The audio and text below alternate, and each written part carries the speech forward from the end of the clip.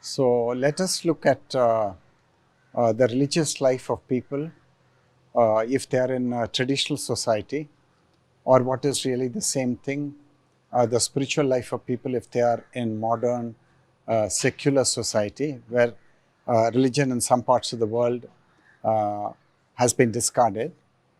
Now, I find that it's not so important to provide information or to provide so-called guidelines to people who are searching for the truth. That is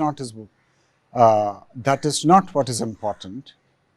What is important, what is more important, seems to me, that to create a ground for people to do their own thinking and to give a certain number of cues whereby they will be encouraged to explore a reality according to their disposition and according to their divine architecture, discovering everything but not believing. So that will be my line of presentation, that I want people to discover everything. And so I begin the religious life or the spiritual life with the first tier or the first platform, which is belief. Now we have got to understand why we need belief in the religious life when ostensibly we do not need any belief in very deliberate inquiry into truth in the sciences and in history and in the humanities and so on. But why is it that belief is so important here in religion?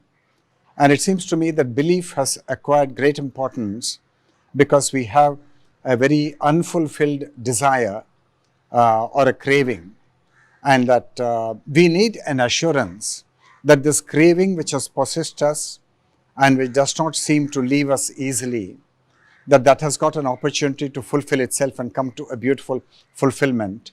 Therefore, somebody comes and talks to us about a God or a religion and a master, creating in us a credibility that the God or the master or the particular religion will be able to give this fulfillment of our unfulfilled desire. And now we accept this because we have suffered because of the lack of fulfillment of the desire. So when a promise is made to us that that unfulfilled desire is going to be fulfilled, we say, all right, I'm prepared to try this out.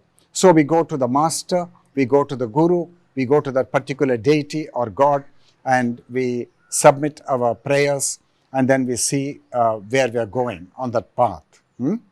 Now, as we mature more on this path, from unreality to reality, we have to know that the religions actually give us a cue how to proceed.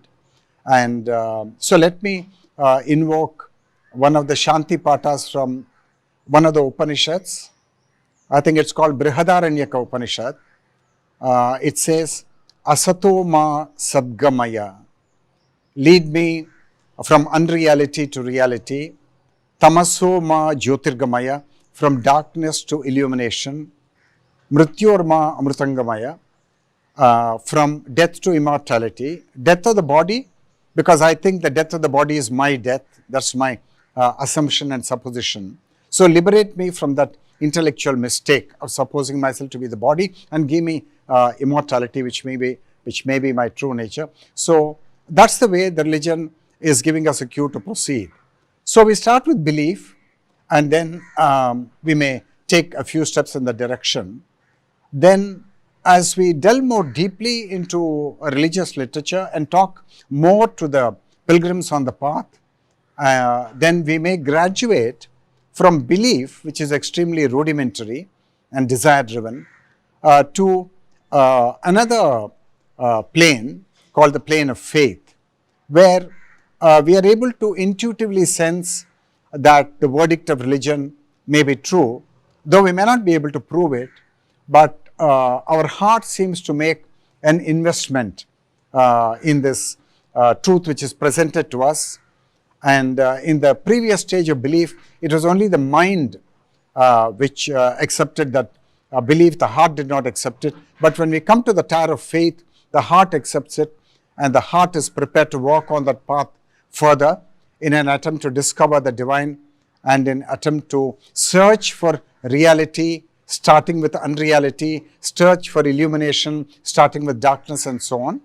And if we are still not satisfied, even with that second plane, then we have to search for the third plane, which is the plane of understanding. And the plane of understanding is very different, and the succeeding plane, the plane of realization, is very different from the first two planes, because the first two planes, the plane of belief and the plane of faith, they belong to outer religion and not so much the inner religion. But the moment we graduate from the second plane of faith to the third plane of understanding, then we have kind of moved out from the outer life to the inner life, because the plane of understanding has to happen in consciousness, where we understand everything without a shadow of doubt, and which means we got to think a lot for ourselves, and we got to delve deeper into the mystery, and we got to inquire. And so once we get that, we make that inquiry and we get that understanding, then we may be able to enter into a debate with other scholars and with other seekers, and we may be able to hold our ground. Now that's the third plane of faith, which is resting in the inner plane of consciousness. And beyond that, there is the plane of realization, which is actually the plane of perfected understanding. So I like to define realization as perfected understanding, when the understanding has gone so deep and it has consolidated itself that our realization and our understanding cannot be shaken by doubt, cannot be reversed by negative stories, cannot be reversed by negative tales that our religion is false, that our religion is short-sighted, that our guru is short-sighted, that our deity is not an all-powerful deity. That will not upset the apple cart. So we have got to go all the way from the third plane of faith, third plane of understanding, to the culminating plane of realization. And all that work with the third plane and the fourth plane has to be done in consciousness, which is an inner world, and through meditation, and whether it is through traditional yoga or through Krishnamurti's choiceless awareness of the movement of the self, whichever way you want to proceed, you've got to do the whole thing in the country of consciousness. And once you've done that, and that's a work which your guru cannot do for you, only you can do for yourself, your religion cannot do for you, you've got to do this for yourself, then I believe you're set free from every kind of suffering, and you are in the infinite space of freedom.